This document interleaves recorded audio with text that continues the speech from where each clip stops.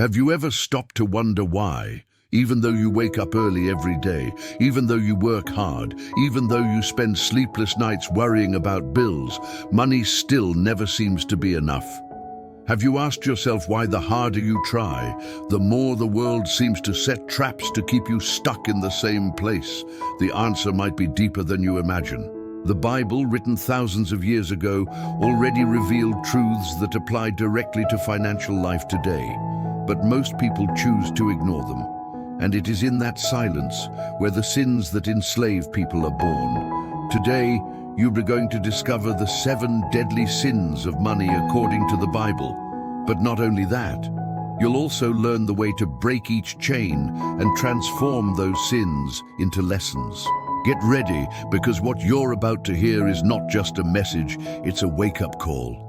The first sin is greed for easy money.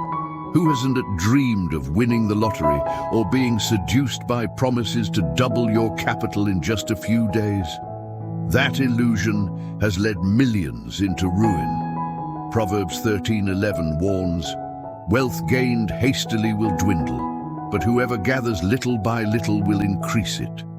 It's astonishing how humans are attracted to the shine of immediacy. The problem is that this rush carries a heavy cost, the loss of discipline and consistency. Fast gains don't teach the value of effort or patience, the true builders of wealth. Think of someone who joins a pyramid scheme. At first, it looks perfect, but soon the house of cards collapses and the person loses not only their money, but also their confidence. The lesson is clear. Instead of chasing shortcuts, plant seeds every day. Invest in knowledge, invest consistently. Consistency is invisible at first, but over time it becomes unbreakable. The second sin is laziness in managing your own money. This isn't about being lazy at work, but rather that silent laziness that keeps you from writing down expenses, checking statements, or creating a budget. Proverbs 21:5 already said, "The plans of the diligent lead surely to abundance, but everyone who is hasty comes only to poverty." This laziness creates a disorganized life, where money comes in and vanishes without a trace. Lack of control becomes an invisible prison. How often do people say, "I don't know where my money goes"? That's disguised laziness, and the result is clear: living enslaved to debt and interest. The lesson here is simple yet powerful. Write down every expense, use apps, spreadsheets, or even an old notebook. What matters is clarity, because only those who see the flow of their own money can truly take control of their financial life. The third sin is greed, the excessive love of money.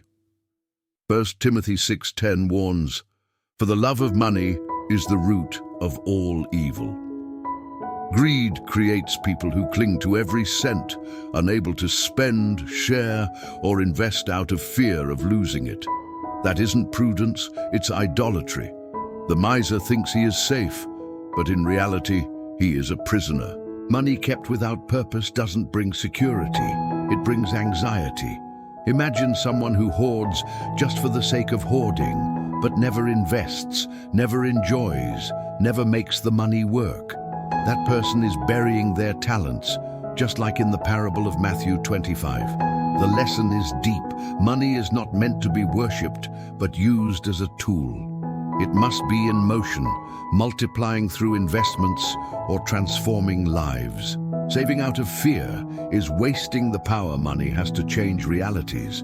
The fourth sin is pride in appearances. How many people live in debt just to maintain an image? Luxury cars financed, brand name clothes paid in 12 installments, trips that fit on Instagram but not in their wallet. Proverbs 16:18 is blunt. Pride goes before destruction. This sin is cruel because it offers a quick reward, the admiring looks of others. But that reward comes tied to heavy chains, debt, stress, sleepless nights. The lesson here is liberating. Wealth doesn't need to show off because true prosperity speaks for itself. Those who really understand money prefer to invest in assets, not in appearances. They'd rather build wealth quietly than spend to impress. After all, a new car depreciates in months, but a smart investment grows with time. The fifth sin is envy. This silent emotion drives people to spend money they don't have just to imitate others. Ecclesiastes 4:4 warns, "I saw that all toil and all skill in work come from a man's envy of his neighbor." This also is vanity and a striving after wind. Envy is treacherous because it shifts focus from your own life to your neighbors, your co-workers, your friends. It turns achievements into empty races. Those who live consumed by envy never find peace because they're always trying to keep up with others. The lesson is that everyone has their own path. Someone else's victory is not your defeat, and their success doesn't diminish your chances. Instead of competing, use others' achievements as inspiration. Money spent out of envy is money wasted. The sixth sin is recklessness with debt. Romans 13:8 teaches, "Owe no one anything except to love each other." But what we see today is the opposite. Debt becomes routine. Paying in installments feels normal. Maxed out credit cards turn into a lifestyle. The problem is that each debt is a chain. Interest is a shackle that tightens more and more. A small purchase can snowball into something unmanageable. Anyone who has ever maxed out more than one credit card knows the suffocating feeling. The lesson here is to act wisely. Debt should not be the rule, but the exception, and even then used strategically. If you've already fallen into this trap, the way out is to renegotiate, cut expenses, and change habits. Financial freedom and debt never go together. The seventh sin is failing to multiply. This might be the most devastating mistake. The parable of the talents in Matthew 25 makes it crystal clear. Those who multiplied what they were given were praised, but the one who buried his out of fear was condemned as wicked and lazy. Today, millions do the same by leaving their money in accounts that earn less than inflation. This sin is invisible because it looks like prudence, but in practice, it's letting time destroy the value of money. The lesson here is powerful. Every cent is a soldier, and soldiers need to be in battle. Study investing, seek knowledge, start small if necessary, but start. Money in motion is living money. Stagnant money is doomed. And now I ask you, which of these sins have you committed? Is it the greed for easy money, the laziness of managing, the pride of appearances? Admitting it is the first step toward change.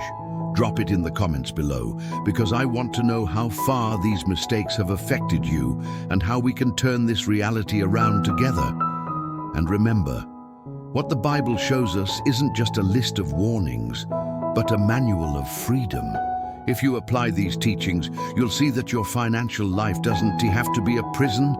It can be a bridge to prosperity.